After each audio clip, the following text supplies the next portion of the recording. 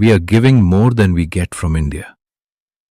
After Government of Nepal released recent map of Nepal, including Limpiyadhura and Lipulekh on 18th May 2025, Jestha 2077, then included into the national emblem of Nepal on 13th June 2020, 31 Jestha 2077, with the majority of votes casted by the members of parliament.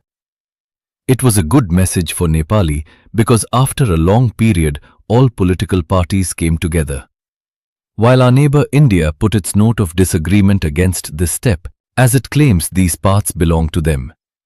The total is 372 square kilometers of land have been encroached by India. It is 3 times more than Bhaktapur, the smallest district of Nepal. According to the Sugauli Treaty of 1816, Limpiyadhura is a part of Nepal as it is the source of river Mahakali, Kutiyangdi. So on the ground of that understanding, the eastern part to this river is sovereign territory of Nepal. But India established 8 camps in 1962 at Nabidhang, Gunji and Kalapani. These were former villages of Nepal. The release of a new map by Nepal is counter-action of India's releasing its new map last year, including these territories into Uttarakhand. Nepal had taken the national census in these parts in 1961, 2018 BS, under zonal officer Bhairav Risal. The bilateral Mahakali Treaty made in 1996, 2053 BS, for the utilization and management of water of this river between Nepal and India has not clearly shown the source of Mahakali River. So India is trying to prove Lipu River as Mahakali River, which originates from Lipulekh, while the source of the main river, Mahakali, is Limpiyadhura. This can be the main reason for the conflict. This issue did not stop at the publication of new map by Nepal.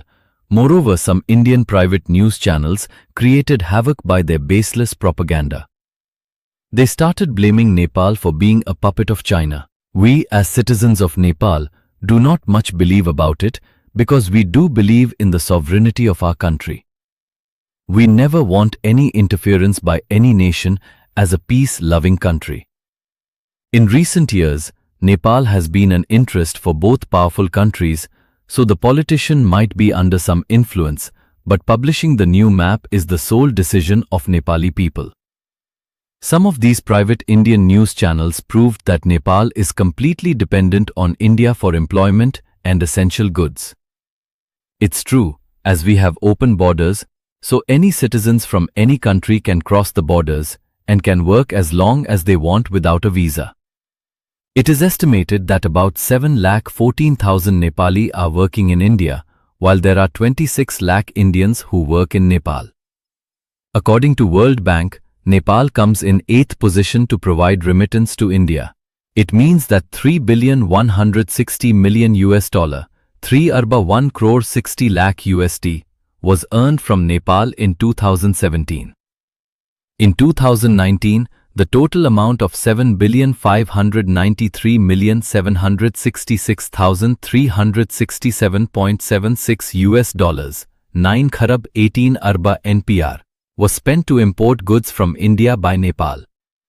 While Nepal only earned 521,140,829.16 US, 63 arba NPR, from India in the same year. As Nepal comes into top 10 importer countries for India, it supported 0.237% of nominal GDP in 2019 when it achieved 3.202 trillion US, though Nepal had only succeeded to get 29.813 billion US of nominal GDP in the very year.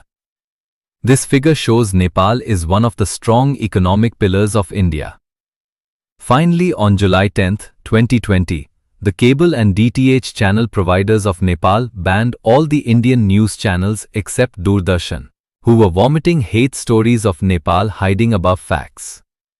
This is not the decision of the government nor Chinese influence, but rather a wise step of Nepali against fake news and propagandas.